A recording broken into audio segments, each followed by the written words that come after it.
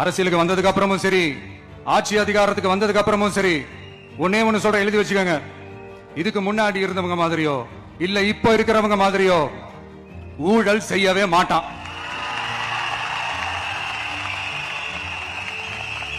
ஒரு பைசா தொட மாட்டான். எனக்கு அது அவசியமே இல்ல. புரியுதுங்களா உங்களுக்கு? எனக்கு அதை தொட வேண்டிய அவசியமே இல்ல. ஒரு துளி ஊழல் கரை கூட படியவே படியாது, படியவும் விட மாட்டான். நீங்க கேட்கலாம், இது என்ன சினிமாவா, இது என்ன முதல்வன் படமா, ஒரே நாள்ல வந்து இவர் எல்லாத்தையும் கிளீன் பண்ணிடுவாரான்னு நீங்க கேட்கலாம். ஓகே, பிராக்டிகலா அது பாசிபிள் இல்லதான். But it is a process, right? It is a process. இப்படி எதுக்குமே ஆசைப்படாத ஒருத்தன் அரசியலுக்கு வரான் அப்படின்னா, அவன் கண்ணு முன்னாடி ஏதாவது ஒரு தப்பு நடக்குது அப்படின்னா, அவன் கண்ணு முன்னாடி ஏதாவது இந்த மாதிரி ஒரு ஊழல் நடக்குது அப்படின்னா, அதை பார்த்துக்கிட்டு அவன் சும்மா இருப்பான்னு நினைக்கிறீங்க?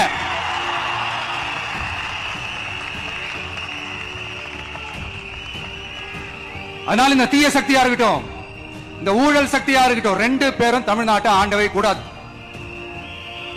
அப்படிப்பட்ட இந்த கட்சிகளை உண்மையா தில்லா எதிர்க்கிற அந்த கட்ஸும் கெத்தும் நம்ம கிட்ட மட்டும்தான் இருக்கு.